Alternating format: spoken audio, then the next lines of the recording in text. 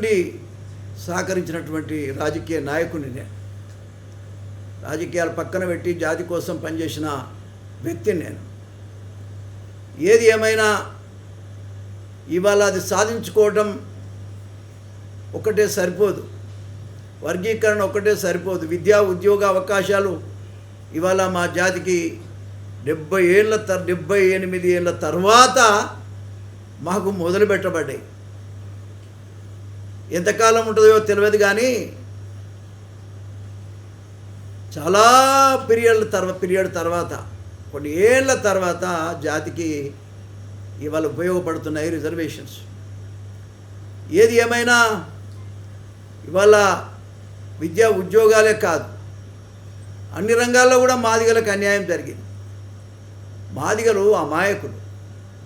మాదిగలను ఏదో విధంగా మభ్యపెట్టి మోసం చేసి రాజకీయ పార్టీలు వాళ్ళ అవసరాలు తీర్చుకుంటున్నాయి.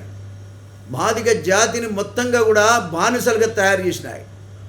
మాదిగ జాతిని మొత్తంగా కూడా వాళ్ళ ఓటు విలువేందో వాళ్ళకు తెలియకుండా చేసినాయి.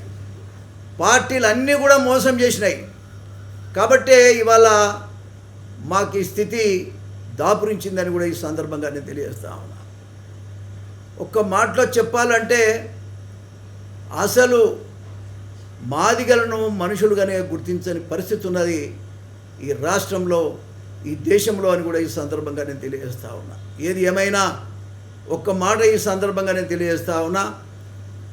మరి మాదిగ జాతిని ఏ విధంగా పైకి తీసుకురావాలి, ఏ విధంగా వాళ్ళ యొక్క ఆశయాలు, అమరుల ఆశయాలు సాధించడానికి ఏం చేయాలి? వాళ్ళు ప్రాణాలే అర్పించారు కదా, వాళ్ళ కుటుంబాలన్నీ నాశనం అయిపోయినాయి కదా, వాళ్ళ కుటుంబాలన్నీ కూడా ఇవాళ రోడ్డు మీదకి వచ్చినాయి కదా. ఎవరి కోసం? 70 లక్షల మంది మాదిగలు తెలంగాణ ఉన్నారు, వాళ్ళ కోసం, ఈ జాతి కోసమే కదా. కాబట్టి వాళ్ళ ఆశయాలను సాధించడానికి ఇవాళ మాదిగ మహాశక్తి పుట్టింది అని ఈ సందర్భంగా నేను తెలియజేస్తా ఉన్నా. జాతిని ఉద్ధరించడానికి, అన్ని రంగాల్లో జరిగినటువంటి అన్యాయాన్ని ఎదిరించడానికి, రాజకీయ శక్తిని సాధించటానికి ఇవాళ మహాశక్తి ఉద్భవించిందని కూడా ఈ సందర్భంగా నేను తెలియజేస్తా ఉన్నా. ఒక సీనియర్ నాయకుడిగా ముఖ్యంగా నా జాతి బిడ్డలు చనిపోయినటువంటి వాళ్ళ ఆశయాలు వృధా కాకుండా ఉండటానికే, వాళ్ళ ఆశయ సాధన కోసమే ఇవాళ మాదిగ మహాశక్తి పుట్టింది, ఉద్భవించింది అని కూడా ఈ సందర్భంగా నేను తెలియజేస్తా ఉన్నా. కాబట్టి ఒక నాయకుడిగా 30 సంవత్సరాలు ఒక ఎమ్మెల్యేగా పనిచేసిన నేను, ఒక మంత్రిగా పనిచేసినటువంటి నేను, ఎన్టీ రామారావు దయ వల్ల రాజకీయమైనటువంటి శక్తిని సంపాదించుకున్నటువంటి నేను నా మిగతా జీవితం మొత్తం కూడా నా జాతికే అంకితం అని కూడా ఈ సందర్భంగా తెలియదు. మాదిగ జాతికే మోత్కుపల్లి నరసింహులు గారి జీవితం అంకితం, పునరంకితం అని కూడా మరొకసారి కూడా ఈ సందర్భంగా నేను తెలియజేస్తా ఉన్నా. నాకు 70 ఏళ్ళు వచ్చినాయి. అయినా అన్ని విషయాలు గమనించిన తర్వాత ఎవరు మమ్మల్ని పట్టించుకోవటం లేదు. అసలు దళితులు, అన్ని కులాలను కలిపి దళితులు అన్నారు. నేను ఇంతకాలం దళితుడిగానే బతికాను వాస్తవంగా చెప్పాలంటే. అన్ని కులాల వాళ్ళకి మాల మాదిగా అనే తేడా లేకుండా 59 కులాలను కూడా కలుపుకొని పోయినటువంటి వ్యక్తిని నేను. అసెంబ్లీలో 30 సంవత్సరాలు నా వాణిని వినిపించినటువంటి వ్యక్తిని నేను. ఒక్క మాదిగల కోసమే కాదు, మాల బిడ్డలు అనేక రకాలుగా ఇబ్బందులు పడుతున్న కాలంలో కూడా అడ్డం నిలబడి ఆ సమస్యల మీద పోరాటం చేసినటువంటి వ్యక్తిని నేను. అంతేకాదు, మొదట జైలుకు పోయింది విద్యార్థిగా ఉన్నప్పుడే, ఎంఏ చదువుతూ ఒక మాల సోదరుడి కోసం ఉస్మానియాలో అతనికి జరిగిన అన్యాయం జరిగినటువంటి పోరాటంలో మొదట జైలుకు పోయింది కూడా మాలల గురించే. చుండూరు సమస్యలో అసెంబ్లీలో గొంతెత్తి మాట్లాడి, ఆనాడు జనార్దన్ రెడ్డి చీఫ్ మినిస్టర్ ఉన్నాడు, పెద్దలు పాపం, నేను వాస్తవంగా చాలా కఠోరంగా మాట్లాడాను. ఒక మాటలో చేయాలంటే నా ప్రాణం అర్పించడానికి సిద్ధపడ్డాను. 7 సంవత్సరాలు అసెంబ్లీ 7 రోజులు నేను ఆనాడు ఆమరణ నిరాదీక్ష చేస్తానని అసెంబ్లీలో ప్రకటించాను. అసెంబ్లీలో ఆమరణ నిరాదీక్ష ప్రకటించినటువంటి ఒక దళితుడు, ఒక మాదిగ బిడ్డ అని కూడా ఈ సందర్భంగా నేను తెలియజేస్తా ఉన్నా. ఇవాళ రకరకాలుగా మాట్లాడుతూ ఉన్నారు. నేను ఎప్పుడు కూడా వాళ్ళు మాలోళ్ళు ఏదో చనిపోయినారని అనుకోలే. యూనివర్సిటీలో కూడా తమరికి జరిగిన మాల అని నేను అనుకోలే, కాబట్టే జైలుకు పోయినా, కాబట్టే ఆమెను నిరాహార దీక్ష చేసిన, కాబట్టే పివి నరసింహారావు గారు నంద్యాలలో పోటీ చేస్తే కంటెస్ట్ చేసిన నేను. రాజకీయాల కొరకు కాదు, జాతి కోసం, మొత్తం మాదిగ మాల అందరి కోసం చేసినటువంటి వ్యక్తిని నేను. కానీ నా జాతికి అన్యాయం జరుగుతూ ఉంటే చూస్తూ ఉంటున్నాయి తప్ప ఏ ఒక్క మాల సోదరుడు బయటకు వచ్చి ఇది అన్యాయం అని చెప్పలేకపోవటం నాకు చాలా బాధేసిందని కూడా ఈ సందర్భంగా నేను తెలియజేస్తాను. అందుకే నేను బయటికి రావాల్సి వచ్చింది. ఒక కులంది ఇవాళ తీసుకొని ఒక బ్యానర్ తీసుకొని ముందుకు పోవాల్సిన అవసరం వచ్చిందంటే దానికి కారణం ఎవరు కూడా ముందుకు రాకపోవటం. మమ్మల్ని చంపేసిండ్రు, రోజు వారు మర్డర్ చేస్తూ ఉన్నారు, అయినా ఎవడు మాట్లాడటం లేదు. రాజకీయ శక్తే కదా అన్నిటికీ మూలం, రాజకీయ శక్తే కదా ఎవరైనా ఇవాళ పెద్ద పెద్ద పదవులు అనుభవిస్తున్న కారణం రాజకీయ శక్తే కదా, ప్రజాస్వామ్యంలో ఉన్నటువంటి శక్తి. కానీ ఆ శక్తిని ఎవరు గుర్తించలేకపోయినారు. ముఖ్యంగా మాల సోదరులు, నేను ఎవరి మీద నాకు కోపం లేదు, కానీ మీరు చేస్తున్నటువంటి మాదిగలు జరుగుతున్న అన్యాయాల మీద మీరు మాట్లాడకపోవటం వల్లనే తప్పని పరిస్థితుల్లో మాత్రమే ఇవాళ మాదిగ మహాశక్తి ముందుకు వచ్చింది. తప్పని పరిస్థితుల్లో మాత్రమే మోత్కుపల్లి నరసింహులు గారు ముందుకు వచ్చి ఎవరం మాట్లాడకపోతే మాదిగ జాతి అంతరించిపోయే పరిస్థితి ఉన్నది. అంబేద్కర్ ఇచ్చినటువంటి ఈ అవకాశాన్ని అందిపుచ్చుకోకపోతే జాతి అంతరించే పరిస్థితి ఉన్నదని ముఖ్యంగా 70 లక్షల మంది మాదిగలు ఉన్నారు. మాదిగలు కానీ జనమంతా అర్థం చేసుకోవాలి, 70 లక్షల మంది తెలంగాణలో ఉన్నాం మేము. ఈ 70 లక్షల మందిని అసలు ఎక్కడో పక్కన పెట్టి ఇవాళ రాజ్య పరిపాలన చేస్తూ ఉన్నాయి పార్టీలు. నేను ఒకటే ఈ సందర్భంగా చెప్తాను, మాదిగలు లేకపోతే మీరు పరిపాలన చేయాలి. మొదట ఓటేస్తాడు మాదిగోడే. ఏ పార్టీ గెలిచినా, గతంలో టీఆర్ఎస్ కోసం ఉద్యమం చేసిన మాదిగోడే, ఇవాళ కాంగ్రెస్ పార్టీ గెలిపించింది కూడా మాదిగోడే. మీరు అర్థం చేసుకోవాలి, ఎప్పుడైనా మాదిగ జాతి వన్ సైడ్ ఓటేసేటువంటి అవకాశం ఉన్నది. ఆ విధంగానే పోయినసారి కూడా ఓటేసి కాంగ్రెస్ పార్టీని గెలిపిస్తేనే కదా ఇవాళ రేవంత్ రెడ్డి గారు ముఖ్యమంత్రి అయ్యారు. మేమందరం కూడా నేను కేకేసి రేవంత్ రెడ్డి ముఖ్యమంత్రి కావాలని ఆనాడు నేను ప్రకటించాను. కానీ దురదృష్టం ఏంటంటే జి వెంకటస్వామి అనేటువంటి వ్యక్తి ఆనాటి నుంచి కూడా మాదిగ జాతికి అన్యాయం చేస్తూనే వచ్చారు. ఒక్కొక్క సందర్భంలో ఒక్కొక్క పార్లమెంట్ ఎన్నికల్లో ఆంధ్ర తెలంగాణ కలిసి 6 సీట్లుంటే 6 సీట్లను కూడా మాల కులానికే ఇప్పించుకున్న ఘనత వెంకటస్వామి గారికి దక్కింది. ఆయన మహానుభావుడు. నేను ఒక మాటలో చెప్తా ఉన్నా, జి వెంకటస్వామి గారి వల్ల నా జాతి అణిచివేయబడ్డదని కూడా మరొకసారి ఈ సందర్భంగా నేను తెలియజేస్తా ఉన్నా. ఇది అన్యాయమని కూడా ఈ సందర్భంగా నేను తెలియజేస్తా ఉన్నా. ఇది ఘోరమైన తప్పిదమని కూడా ఈ సందర్భంగా నేను తెలియజేస్తా ఉన్నా. సాటి మనిషిని గుర్తించలేకపోవడం బాధాకరమని కూడా ఈ సందర్భంగా నేను తెలియజేస్తా ఉన్నా. కన్నీటి బాధతో నేను వ్యక్తం చేస్తా ఉన్నా. ఇంత ఘోరమా మన జాతి కోసం? మన జాతులు, ఈ 59 కులాలు కూడా మన జాతులే. ఈ జాతులను రక్షించుకోవాల్సిన బాధ్యత అందరి మీద ఉన్నది. కానీ ఆ పని వాళ్ళు చేయలేకపోయారని ఈ సందర్భం నేను మోత్కుపల్లి నరసింహులు మాలల కోసం నేను చేసిన కృషి మాదిగల కోసం మీరు ఒకటి చేసినట్టుగా చూపెట్టమని నేను అడుగుతా ఉన్నా. ఏ ఒక్క నాయకుడు ముందుకు వచ్చి మాట్లాడి చూపెట్టండి. నిన్నగాక మొన్న పార్లమెంట్ ఎన్నికల్లో ఒక్క సీట్ అయినా మా జాతికి రానివ్వలేదు. మాదిగ జాతిని పార్లమెంట్లో అడుగుపెట్టకుండా చేశారు, రాజ్యసభలో అడుగుపెట్టకుండా చేశారు. అంటే లోకసభ కానీ రాజ్యసభ కానీ అడుగుపెట్టకుండా చేశారు. అసెంబ్లీలో మాత్రం ఎమ్మెల్యేలు. సోదరులా, ఇవి రిజర్వేషన్స్ అంబేద్కర్ ఇచ్చినాయి. అందరికీ పంపిణీ జరగాల్సిన అవసరం ఉంది, సమాన న్యాయం జరగాల్సిన అవసరం ఉంది. ఎల్లకాలం ఈ రిజర్వేషన్లు ఉండవు. ఉన్నంతకాలం అన్ని కులాల వాళ్ళు మన జాతులు బతకాల్సినటువంటి అవసరం ఉందా లేదని నేను అడుగుతా ఉన్నా.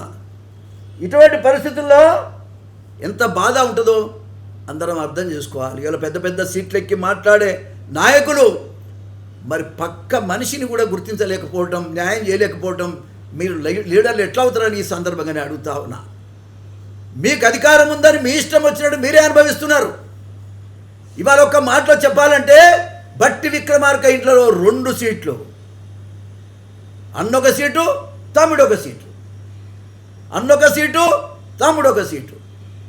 అదే వివేక్ వాళ్ళ ఇంట్లో 3 సీట్లు. 2 సీట్లు వాళ్ళ అన్నదమ్ములు, వివేక్ వాళ్ళ కొడుకు వంశీ ఇవాళ పార్లమెంటు సభ్యుడు. అరే పేద మాధవులకు అవసరం లేదా? మాదిగ జాతికి అవసరం లేదా? అయ్యో పాపం మీ కులాలకు అన్యాయం జరుగుతుంది అడిగే ఆలోచన మీకు లేదా? సిగ్గు లేదా మీకు అని అడుగుతా ఉన్నా. నిన్నగాక మొన్న జి వెంకటస్వామి కొడుకు మాట్లాడుతూ ఉన్నాడు, మా అయ్య పేద సేవ, ఎవరికైనా నీ అయ్య సేవ చేసింది నీ కుటుంబం కోసం తప్ప ఏ పేద మాలోనికి సాయం చేశారు మీరు చెప్పండి. మీ కులములైనా ఎవరికి చేశారని అడుగుతా ఉన్నా. మీరు ఉపకులాలకు సంబంధించిన వ్యక్తులు, మీరు ఒరిజినల్ మాలోలు గారు. మోత్కుపల్లి నరసింహను చంపేస్తామని బాజాప్తగా వాల్ పోస్టర్ వేసినటువంటి పరిస్థితిని నేను ఎదుర్కొన్నా. గ్రీన్ టైగర్స్ పేరు మీద నన్ను చంపుతామని గత 15-20 ఏళ్ళ నాడే నా మీద వాల్ పోస్టర్లు వేసిన విషయాన్ని గుర్తు చేస్తా ఉన్నా. అడుగడుగున నరసింహులు గారిని తొక్కేయాలి, అడుగడుగున ఏదో విధంగా ఇన్ని పాత్ర పెట్టాలని కొంతమంది ప్రయత్నం చేస్తూ ఉన్నారు. ప్రజల దయ వల్ల ఇంతకాలం నేను బతికాను, అది కూడా నీతి నిజాయితీతో బతికాను, ప్రజల కోసమే బతికాను. కాబట్టి ఇవాళ సడన్గా జనంలో తిరుగుతున్నప్పుడు, నేను అన్ని జిల్లాలు తిరుగుతున్నాను, నా మాదిగ జాతి కోసం, వాళ్ళ చైతన్యం కోసం తిరుగుతున్న ఈ టైంలో నాకు 2+2 ఉండే, ఇవాళ దాన్ని 1+1కు కుదిచ్చారు. మొన్న డీజీపీ గారిని కూడా కలిశాను. ముఖ్యమంత్రి గారు గమనించండి, నాకేం జరిగినా బాధ్యత మీదే. ఎంతోమంది 30 సంవత్సరాలు ఒక దళితుడు కంటిన్యూగా ఎమ్మెల్యే అయిన మొగోడు ఎవరు లేడు, ఏ కులంలో కూడా లేడు. కాబట్టి నా శ్రమ, నా శక్తిని గుర్తించి ప్రజలు నన్ను ఆశీర్వదించారు. ఎంతోమంది పగబట్టున్నారు ఈ రాష్ట్రంలో. ఏదైనా మాట్లాడగలిగే సమర్థుడు మోత్కుపల్లి, అతని గొంతు నులిపేయాలని చాలామంది ఎదురు చూస్తున్నారు. వాళ్ళు అనుకున్నట్టే మీరు ఈ గన్మ్యాన్లను మీరు తీసేశారు, ఇది న్యాయమా అని నేను అడుగుతున్నా. మొన్న డీజీపీని కలిసి చెప్పాను, డీజీపీని కలిసి కూడా విజ్ఞప్తి చేశాను, అంత కొడితే 3-4 రోజుల కింద. దయచేసి నేను ముఖ్యమంత్రి గారికి విజ్ఞప్తి చేసేది ఏంటంటే, మీరు ఈ గన్మ్యాన్ల విషయంలో కానీ, నేను తిరిగేటువంటి పరిస్థితిని బట్టి నాకు సెక్యూరిటీ కల్పించే దాంట్లో కానీ మీరు ఆలోచన చేయమని మాత్రమే ఈ సందర్భంగా నేను తెలియజేస్తా ఉన్నా. నన్ను చంపితే ఏమొస్తుందా? నన్ను చంపితే మీ గవర్నమెంట్ కాదు, మొత్తం రాష్ట్రం అంతా ఏమవుతుందో నేను చెప్పలేను. మీరు అర్థం చేసుకోవాలి, ప్రజా బలమున్న మోత్కుపల్లిని 70 లక్షల మంది నా అన్నదమ్ములు, నా అక్క చెల్లెళ్ళంతా ఉన్నటువంటి మద్దతు ఉన్నటువంటి మోత్కుపల్లిని ఎవడేం చేయలేడు. నేను ఇది గమనించుకోండి. నేను ఒకటే ఈ సందర్భంగా చెప్తా ఉన్నా, మీరు సెక్యూరిటీ నాకు ఇవ్వాల్సింది. అందులో నేను ఊళ్ళు తిరుగుతూ ఉన్నా, పల్లెటూళ్ళు తిరుగుతూ ఉన్నా. చాలామంది తాగి మా మీటింగ్లోకి వచ్చి గొడవ చేసే ప్రయత్నం చేస్తూ ఉన్నారు, నా మీద దాడి చేసే ప్రయత్నం చేస్తున్నారు. ఇది గమనించవలసిందిగా ఈ సందర్భంగా నేను తెలియజేస్తా ఉన్నా. నమస్తే. ముఖ్యమంత్రి గారు నాకు ఇంటర్వ్యూ ఇస్తలేరని ఎన్నిసార్లు చెప్పాలి? ముఖ్యమంత్రి గారు ఆయన నాకు ఇంటర్వ్యూ ఇయ్యడు, ఉన్నా ఇయ్యడు. ఏంటంటే ఇవన్నీ డిమాండ్స్ ఉన్నాయి, అడుగుతాడు అనే దాని మీద ఆయన మనసులో ఉన్నట్టుంది. మరి నేనేం చేయాలి చెప్పండి? ప్రజాస్వామ్యంలో ప్రజాస్వామ్యమే లేదు. ముఖ్యమంత్రి గారు, నేను ఒక పేద కులంలో పుట్టాను, నా జాతి సమస్యలు చెప్పడానికి అవకాశం అందశ్రీ మీటింగ్లో, సంతాప మీటింగ్లో అడిగా. నేను మా మాదిగ జాతికి ఒక మీటింగ్ పెట్టు, ఆ మీటింగ్లో మా సమస్యలను వినుమని చెప్పాను. ఎక్కడ విన్న దాఖలాలు లేవు. మాదిగోళ్ళది ఏదో ఎంప్లాయీస్ మీటింగ్ అని పెట్టిండు, రిజర్వేషన్స్ ప్రమోషన్లలో రిజర్వేషన్స్ విషయంలో ఆ మీటింగ్ పెట్టిండు, అదేదో చేస్తామని ఇంతవరకు చేసిన దాఖలాలే లేవు. కాబట్టి నవ్విచ్చి తుల్లిచ్చి రాజ్యం గడపాలని ప్రయత్నం చేస్తున్న ముఖ్యమంత్రి గారు, సాధ్యం కాదు. అది కూడా నేను చెప్తా ఉన్నా. మేము మీకు పోటీదారులమానే? మేమే పోటీదారులం కాదు. మీ ఇస్సాకు వచ్చింది మేమే గుంజుకునేది లేదు. కానీ మా జాతి పట్ల నిన్నగాక మొన్న అవగాని యాదగిరిగుట్టలో ట్రస్ట్ బోర్డు మెంబర్లను వేశారు. అక్కడ వినోద్ని వేశారు. ఈడ వాళ్ళ తమ్ముడే ఈడ మంత్రి, వాళ్ళ అన్నం తీసుకుపోయి అక్కడ ట్రస్ట్ బోర్డు మెంబర్ వేశారు. ఎంతవరకు న్యాయం చెప్పండి? ఏం అక్కడ మాదిగోలు లేరా? ఈ రాష్ట్రంలో మాదిగోలు లేరా? ఎంతవరకు న్యాయం ఇది? ఏ రకంగా న్యాయమో? మాదిగోళ్ళ రోజు రోజుకి గొంతు నిలపడం న్యాయమేనా అని నేను ముఖ్యమంత్రి గారిని అడుగుతున్నా. మాదిగోళ్ళు మేము రెడ్లు, మేము మాదిగోళ్ళు ఒకటే, మేము ఇద్దరిని పన్నాం తిన్నామని చెప్తాడు. ఎక్కడన్నా మా జాతికి న్యాయం చేస్తున్నావా నేను అడుగుతా ఉన్నా. కాబట్టి అడుగడుగున ఈ జాతిని తొక్కేసే కార్యక్రమం, దానికి తోడుగా ఈ బట్టి విక్రమార్క, వివేకానంద ఇద్దరు కలిసి మరి ముఖ్యమంత్రి గారితో నుండి ఈ విధంగా మమ్మల్ని ఇబ్బంది పెడుతున్నారని కూడా ఈ సందర్భంగా నేను తెలియజేస్తా ఉన్నా. నేనైతే చావటానికే సిద్ధపడే ఉన్నా. ఎందుకంటే నా జాతి ఇంత అన్యాయానికి గురి కావటం అడగలేకుండా ఉండలేం కదా. ఖచ్చితంగా నేను అడుగుతాను. ఇవాళనే కాదు, ఆనాడు నేను ఎమ్మెల్యే అయిన 83 నుంచి కూడా అసెంబ్లీలో నా వాయిస్ ఉంది. అన్ని కులాల గురించి ఉంది, ఒక్క కులం కాదు. ఎవరికి అన్యాయం జరిగిన గొంతెత్తేటోడు ఒక మోతుకుపల్లి ఈ రాష్ట్రంలో. కాబట్టి నాకున్నటువంటి శక్తి మేరకు ప్రజల్లోకి నేను వెళ్ళాలి, మాదిగలకు రాజ్యాధికారం రావాలి అనేదే నా డిమాండు, నా ఆలోచన విధానమని మరొకసారి ఏమో ఓట్లే కదా, మన ఓటు మనం వేసుకుంటే మనమే కదా రాజ్యం వెళ్తాము. ఇది గమనించవలసిన అవసరం ఉందని ఈ సందర్భంగా నేను తెలియజేస్తూ, ముఖ్యంగా ముఖ్యమంత్రి గారిని మా డిమాండ్స్ అన్నీ కూడా మీకు పంపించినాం, పత్రికల ద్వారా పంపించినాం, అనేక రకాలుగా పంపించినాం. కాబట్టి దయచేసి ఈ డిమాండ్స్ అన్నింటినీ కూడా సాల్వ్ చేయాలని కూడా నేను విజ్ఞప్తి చేస్తాను. మీరు ఆ పార్టీ నుంచి బయటకు వచ్చి మీరు వెళ్ళొచ్చు కదా, మీరు ప్రోగ్రామ్స్ పెడతాను జిల్లాలలో. కాంగ్రెస్ పార్టీలో ఉండి మీరు మళ్ళీ ఎంఎంఎస్ మాదిగ మహాశక్తి ప్రోగ్రామ్ నుంచి తీసుకొని మీరు ముందుకెళ్తున్నారు కదా. కాంగ్రెస్ పార్టీలోకి వెళ్ళి బయటకు వచ్చి మీరు పెట్టొచ్చు కదా ప్రోగ్రామ్స్. ఎందుకు బయటకు వచ్చాడు? ఎందుకు లోపలికి పోవడం? ఎందుకే డబుల్ గేమ్ ఆడుతున్నాడు మోతుకుపల్లి మళ్ళీ అని చెప్పి ఎవడు నువ్వే అంటున్నట్టు ఎవడ ఓన్లీ అనిల్. ఇప్పుడు అది అదే, నేను నా జాతి పట్ల నేను మాట్లాడుతూ ఉన్నాను, అర్థం కాలే? వాళ్ళకు దమ్మున్న శక్తి ఉంటే ఏదైనా చేసుకోవచ్చు. నాకు ఆ విషయంలో కూడా ఇబ్బంది ఏం లేదు. కావాల్సింది ఏంటంటే క్యాబినెట్ మంత్రులై ఉండి వాళ్ళ మీద ఏ యాక్షన్ తీసుకోలేని ఈ పెద్ద మనిషి, ఇంత సౌట ముఖ్యమంత్రి ఎక్కడున్నాడే?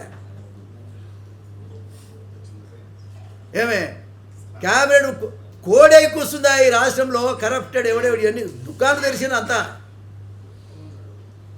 దుకాణం మంత్రులుగా ఉంటున్నారా చూడండి మీరు ఒకసారి. కాబట్టి నేనేమంటున్నా అంటే ముఖ్యమంత్రి స్థాయిలో ఉండగలిగితే ఆయనకు కూడా గౌరవం, ఆ పదవికి గౌరవం. కానీ మాలాంటి వాళ్ళ పొట్ట కొడితే ఉసురు తగులుతుంది, అది కూడా చెప్తున్నా. మా జాతికి అమ్మా నువ్వు బదాని ఎంబడి వస్తాయి, ఇప్పుడే ఇద్దరం కలిసిపోదాం. కాబట్టి మరి ఆయన మనసట్లుంది, మా పట్ల కఠిన వైఖరితో ఉన్నాడు. ఈ జాతిని ఏదో విధంగా సంపేద్దామని ఉన్నట్టున్నాడు, నిర్మూలం చేద్దామనేటువంటి అభిప్రాయంలో వారు ఉన్నారు. అది నేను అందశ్రీ మీటింగ్లో అంత బాగా చెప్పి కూడా విజ్ఞప్తి చేశాను. కానీ ఆయన హృదయం ఎక్కడ కరిగినట్టుగా లేదు. మా కులం పట్ల ఆయనకు సింపతి లేదు. నేనేం చేయాలి?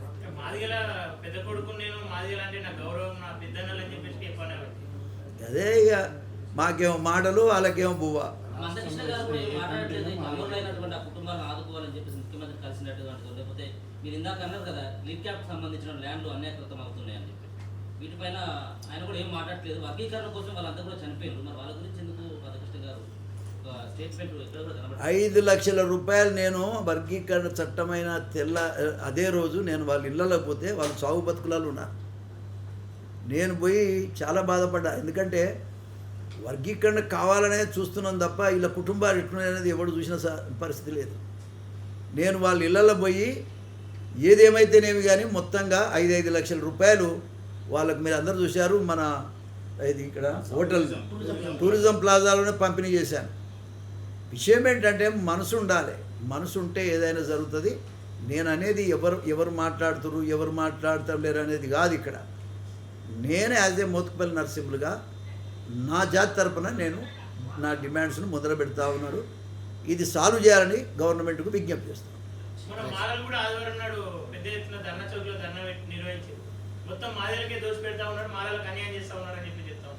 మరి వివేక్ వెంకటస్వామి మీద మొత్తం ఎంక్వైరీ చేసి ఆ ఉన్న ఆస్తులన్నీ మాలలకైనా వంచుతాడేమో అడగండి.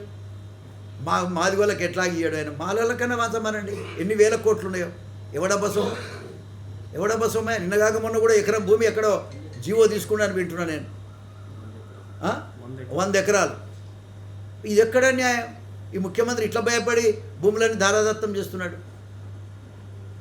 ఇది అన్యాయం కాదా?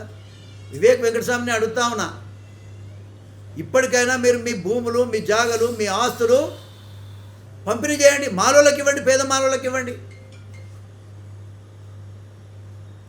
ఇలా బ్రహ్మాండంగా ఈ రాష్ట్రంలో వివేక్ వెంకటస్వామి అంత రిచ్ మ్యాన్ తెలంగాణలో ఎవ్వరు లేడు.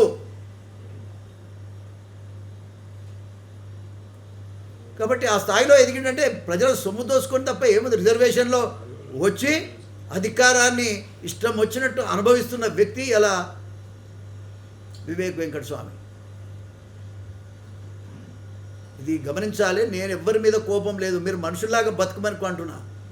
పేదోళ్ళ మనుషుల్లాగా బతకండి. పేదోళ్ళ కోసం, రిప్రజెంటేషన్ కోసం అంబేద్కర్ ఏం చేసినంటే కనీసం అన్ని కులాల ఏ కులపోడు మనోళ్ళ గురించి మాట్లాడారు. ఆ కులాల నుంచి వస్తేనే వాళ్ళు వాళ్ళ జాతుల గురించి మాట్లాడుకుంటారని రిజర్వేషన్ పెట్టినా. వారిలో దుంపలు దగ్గర వాళ్ళ కోసమే బతురు. మీరే చెప్పండి, బట్టివీరకమ్మక ఇల్లు ఎవడన్నా పోగలిగే ఇల్లేనా అది? మీరు చెప్పండి. అంటే దొరలున్న ఇంట్లో మనం ఉండాలనా? ఒకవేళ ఉన్న దొరలాగా చేయాల్సిన అవసరం ఉందా? గడీలు వల్ల కొడతాం మేము. గడీలు ఎవడు ఇలా గడీలలో అనుభవిస్తున్నదే వీళ్ళు. కాబట్టి మన దగ్గర కొంత ఆదర్శం లేకుండా మందిరంటే ఎట్లా? మనం ఏ విధంగా ఇతర కులాలని అనగలుగుతామని నేను అడుగుతున్నా. ఇవాళ వీళ్ళిద్దరు చేయబట్టి జాతికి నష్టం వచ్చి దళిత జాతిని అవమానపరుస్తున్నారు.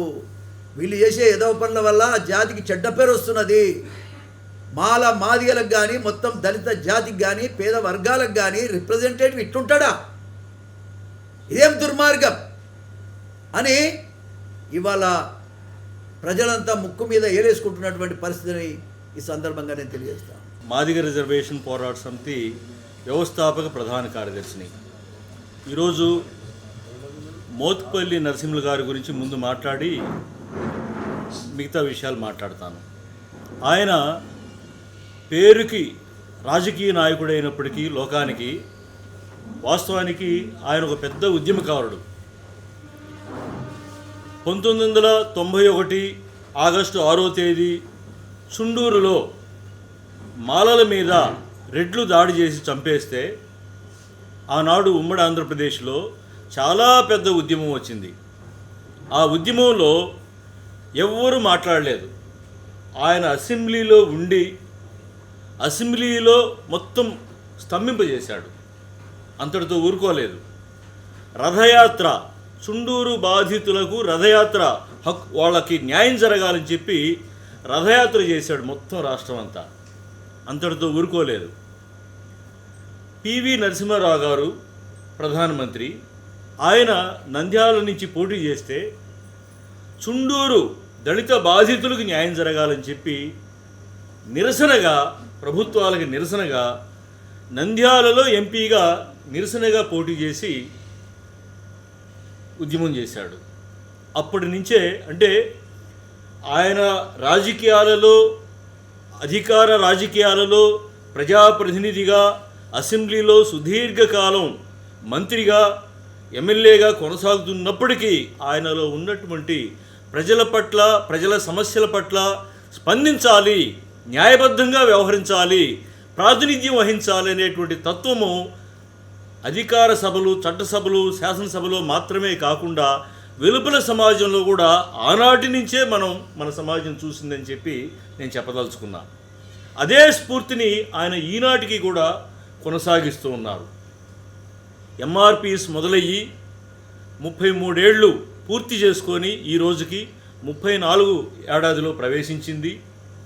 ఈ సందర్భంలో గత ఏడాది 2 తెలుగు రాష్ట్రాల్లో ఎస్సీ రిజర్వేషన్ల వర్గీకరణ కోసం ఏకగ్రీవ చట్టాలు జరిగినాయి. ఈ 33 ఏళ్లలో మొట్టమొదటి రోజు నుంచి ఈనాటి దాకా కూడా మమ్మల్ని అంటిపెట్టుకొని మా వెనకుండి, అవసరమైతే మా ముందుండి, మా పక్క నుండి మాకు అండదండలు ఇచ్చి మమ్మల్ని నడిపించినటువంటి అతి కొద్ది మంది ఉన్నారు. అందులో ప్రముఖుడు మా అన్న మోత్పల్లి నరసింహులు గారని చెప్పి మేము గర్వంగా, సంతోషంగా ప్రకటిస్తూ ఉన్నాం ఈరోజు. అంతేకాదు, విద్యా ఉద్యోగ రంగాల వర్గీకరణ చట్టబద్ధంగా అయిపోయింది గత ఏడాది.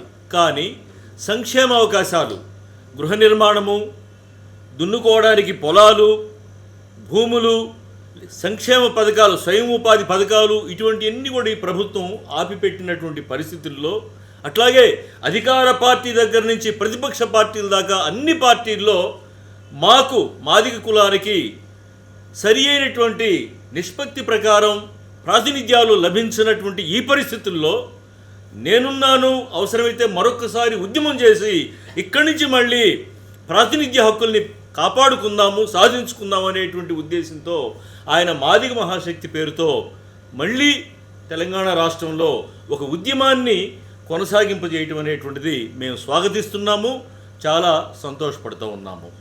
ఈరోజు మీకు తెలుసు, తెలంగాణలో కేసీఆర్ గవర్నమెంట్ నుంచి రేవంత్ గవర్నమెంట్ దాకా కూడా 10% కంటే పైన మాదిగలు ఉన్నారు. టోటల్ పాపులేషన్లో 10% పైన మాదిగలు ఉన్నారని చెప్పి ప్రభుత్వ లెక్కలే విడుదల చేసినాయి. కానీ మా ప్రాతినిధ్య హక్కులు ఎక్కడున్నాయి? 10% లేవు. 10%గా ఎంపీలుగా, ఎమ్మెల్యేలుగా, లేకపోతే స్థానిక సంస్థల్లో కానీ, లేకపోతే సంక్షేమ పథకాలలో కానీ ఎక్కడ కూడా 10% మేము లేము. అది గమనించి, అది అధ్యయనం చేసి, బొమ్మ ఏంటి ఇంత పెద్ద జనాభాగా ఉన్నామో కానీ ప్రాతినిధ్యంలో ఇంత అట్టడుగునున్నాము అనేటువంటి ఒక ఆవేదనతో, ఆగ్రహంతో, ధర్మాగ్రహంతో ఆయన ముందుకొచ్చాడు. చుండూరు ఉద్యమం ఎట్లయితే చేశానో, హక్కుల కోసం ఎంఆర్పీస్ ఉద్యమానికి ఎట్లయితే అండగా నిలబడ్డానో, ఈరోజు ఇప్పుడు ఒక పాట ఉంది, ఎప్పుడో ఎవరో ఒకరు ముందు నడవండి అని చెప్పి పాట ఉంది మనకి. అదే మాదిరిగా సమాజం అంతా కూడా అంతా సవ్యంగా నడిచిపోతూ ఉంది, సమస్యలేమీ లేము, ఎవరి పనులు, ఎవరి బతుకు యుద్ధంలో వాళ్ళు ఉన్నప్పుడు కమ్యూనిటీకి సమస్యలు ఉన్నాయి. ఈ సమస్యలు ఇట్లే వదిలేస్తే మరింత బానిసత్వంలో కూరుకుపోతాము, అట్లా ఉండటానికి వీల్లేదు అని చెప్పి ముందుబడి ఆయన నడిపించడం అనేటువంటిది ఏదైతుందో ఇది చాలా హర్షణీయము. మేము చాలా సంతోషంగా స్వాగతిస్తూ ఉన్నాము మాదిగ మహాశక్తిని. ఆ పేరుతో నరసింహులు గారి నాయకత్వాన హక్కుల కోసం మళ్ళీ ఒక పునరుద్యమం అనేటువంటిది, రాజకీయ ప్రాతినిధ్యాల కోసం, సంక్షేమ హక్కుల కోసం ఒక పునరుద్యమం అనేటువంటిది మొదలుపెట్టడము, జిల్లాకి వ్యాప్తం అయ్యి సమావేశాలు, సభలు నిర్వహించడము, అందరిలో ఒక చైతన్యం తీసుకురావడం అనేటువంటిది ఏదైతుందో ఈ సందర్భంగా మేము హర్షిస్తూ ఉన్నాం. అట్లాగే వారు లేవనెత్తిన డిమాండ్లు ఏవైతే ఉన్నాయో, ఈ డిమాండ్లు నిజానికి పెద్దగా బడ్జెట్ పడేటువంటి డిమాండ్లు కాదండి. బడ్జెట్ పడే డిమాండ్లు కాదు. ఈరోజు తెలంగాణ ఎస్సీలలో 70% మాదిగలు ఉన్నారు, మాదిగ అనుబంధ కులాలు 70% ఉన్నాం మేము. 70% బడ్జెట్ మాకు ఇవ్వమంటున్నాం మేము. ఆ 70% బడ్జెట్ మాకు ఖర్చు పెట్టుకుంటే కూడా అమరవీరుల కుటుంబాలకి ఒక్కొక్కరికి ₹1 కోటి ఇవ్వడం చాలా చిన్న పని ముఖ్యమంత్రి గారికి. అట్లాగే భూములు దున్నుకోవడానికి భూములు లేని వాళ్ళకి భూములు కల్పించడం కానీ, ఇళ్ల స్థలాలు లేని వాళ్ళకి ఇళ్ల స్థలాలు ఇవ్వడం కానీ, గృహ నిర్మాణం, ఇళ్ళు లేని వాళ్ళకి ఇళ్ళు నిర్మించి ఇవ్వడం కానీ చాలా చిన్న పని. మా బడ్జెట్ మాకు ఇవ్వమంటున్నారు ఆయన. మేము అంటున్నది ఏంటంటే, మా బడ్జెట్ లైన్ షేర్ బడ్జెట్ మాది, 10% జనాభా మేము. ఈ రాష్ట్ర బడ్జెట్లో 10% మాకు ఇచ్చినట్లయితే ఇవన్నీ సమస్యలు పరిష్కారం అవుతాయి. ఇందాక ఎవరు అన్నారు అధికార పార్టీలో ఉండి ఇటువంటి మాట్లాడొచ్చా అని. ఆయన మాట్లాడిన దాంట్లో ప్రజా వ్యతిరేకత ఏమీ లేదు, దేశద్రోహమేం కాదు. ఉన్న విషయాలనే, సామాజికంగా ఉన్నటువంటి అపరిష్కృత విషయాలనే ఆయన అధికార పార్టీలో ఉండి కూడా విజ్ఞాపన చేస్తున్నాడు ప్రభుత్వానికి, పరిష్కరించండి ముఖ్యమంత్రి గారు అని చెప్పి ఆయన విజ్ఞాపన చేస్తున్నాడు. తప్పెట్లా ఉంది చెప్పండి? మిగిలిన పార్టీలు కూడా ఆయన డిమాండ్ చేస్తున్నారు. మా ప్రాతినిధ్య హక్కులకి భంగం కలిగిస్తున్నారు, తగ్గిస్తున్నారు, ఇది సరైనది కాదు. మా రాజకీయ ప్రాతినిధ్య హక్కుల్ని అన్ని పార్టీలు కాపాడాలి, గౌరవించాలి, మాకు ఇవ్వాలంటున్నారు. కాబట్టి నరసింహులు గారు ప్రారంభించినటువంటి ఈ ఉద్యమం ఏదైతుందో సంపూర్ణంగా న్యాయ ఉద్యమము, మరొక కక్షలోకి మాదిగ ఉద్యమాన్ని ప్రవేశపెట్టేటువంటి కార్యక్రమం ఆయన తీసుకున్నాడు. కనుక ఈ డిమాండ్లు రాష్ట్ర ప్రభుత్వం నెరవేర్చాలి. అప్పటిదాకా కూడా అవిశ్రాంతంగా మోత్పల్లి నరసింహులు గారి నాయకత్వాన మా ప్రీతమ నాయకుడు మాజీ మంత్రివర్యులు సుదీర్ఘకాలం అధికార రాజకీయాల చట్రంలో ఉండి ఈరోజు మళ్ళీ ప్రజా సంక్షేమం కోసం, దళితుల సంక్షేమం కోసం మరొకసారి గళం విప్పి ముందుండి సమాజంలో పనిచేస్తున్నప్పుడు మేమంతా కూడా సవీనంగా ఆయన్ని గౌరవించి ఆయన్ని మద్దతు ఇచ్చి ఆయన వెంట ఉండడానికి కూడా మీ సిద్ధం. కాబట్టి ప్రభుత్వం నరసింహులు గారు ముందుకు తీసుకొచ్చినటువంటి డిమాండ్లు ఏవైతే ఉన్నాయో, మాదిగ మహాశక్తి ముందుకు తీసుకొచ్చినటువంటి డిమాండ్లు ఏవైతే ఉన్నాయో అవి తక్షణమే నెరవేర్చడానికి మా బడ్జెట్ని మాకు కేటాయింపులు చేయాలి. మా రాజకీయ ప్రాతినిధ్యాలని అన్ని స్థాయిల్లో కూడా మాకు కల్పించాలి అని చెప్పి సందర్భంగా మేము డిమాండ్ చేస్తూ ఉన్నాము. ఈ సందర్భంలో 33 ఏళ్ళు ఎంఆర్పిఎస్ ఉద్యమం అయిపోయింది. 2 తెలుగు రాష్ట్రాల్లో ఏకగ్రీవ వర్గీకరణ చట్టాలని సాధించుకున్నాము. అట్లాగే ఇప్పుడు ఏవైతే మిగిలిన పెండింగ్ ఆకాంక్షలు డిమాండ్లు ఉన్నాయో వాటిని నెరవేర్చడానికి ముందుకు పోతున్నటువంటి క్రమంలో అమరులకి నివాళులర్పిస్తూ ఈ మొత్తం ఉద్యమంలో సమాజం మొత్తం మా వెంటుంది, రాజకీయ పార్టీలన్నీ మా వెంటున్నాయి, మీడియా మొత్తం మా వెంటుంది. మాదిగలు లేవనెత్తిన సమస్యలు చాలా పంపిణీ న్యాయంతో కూడుకున్నవి, న్యాయబద్ధమైనవి, ఎవరికి వ్యతిరేకం కాదు, సామాజిక న్యాయ డిమాండ్లు వీళ్ళవని చెప్పి ఈ 33 ఏళ్ళుగా మా వెంటున్నది. అదే మాదిరిగా ఇప్పుడు మా నాయకుడు నరసింహులు గారు ముందుకు తీసుకెళ్తున్నటువంటి ఉద్యమం ఏదైతుందో దీనికి కూడా మీ అందరి సహకారము, ఇన్వాల్వ్మెంటు, మీ అండదండలు ఇచ్చి మాదిగలు ఎంపవర్మెంట్ కోసం, మాదిగ రాజకీయ పొలిటికల్ ఎంపవర్మెంటు, సంక్షేమ పథకాల పొందడం కోసం మీరంతా కూడా మాకు మద్దతుగా నిలబడాలని చెప్పి ఈ సందర్భంలో మేము కోరుకుంటూ ఉన్నాము. Thank you. మరి మాదిగ మహాశక్తి లేవనెత్తిన విషయాలన్నీ కూడా పెద్దలు, గౌరవనీయులు, మంత్రివర్యులు, మాజీ మంత్రివర్యులు మీ అన్నీ కూడా మీ దృష్టికి తీసుకొచ్చారన్నారు. కాబట్టి మా ప్రధానమైన డిమాండు చనిపోయిన కుటుంబాలకు ₹1 కోటి ఇవ్వాలనే డిమాండు, ఆ కుటుంబాలకు నెక్లెస్ రోడ్లో మరి అమరుల స్తూపం కట్టాలని మా యొక్క డిమాండు. రెండోది 10 ఎకరాలలో మాదిగ భవనము, మాదిగలు చదువుకోవడానికి పిల్లలకు అక్కడ వసతులు కల్పించే ఒక భవనాన్ని నిర్మించాలని ఒక డిమాండు. అదేవిధంగా మా మీద ఉన్న గతంలో ఉద్యమంలో ఎన్నో కేసులున్న మందకృష్ణ గారి మీద కూడా ఉన్న కేసులన్నీ కూడా ప్రభుత్వం బేషరతుగా ఎత్తివేయాలని డిమాండ్ చేస్తూ ఇటువంటి విషయాలను మాదిగ మహాశక్తి మాదిగలే ఓటేసుకోవాలి. ఎందుకంటే మాకు పార్లమెంట్లో స్థానం లేదు, రాజ్యసభలో స్థానం లేదు, అదేవిధంగా కౌన్సిల్లో కూడా మా స్థానం లేదు.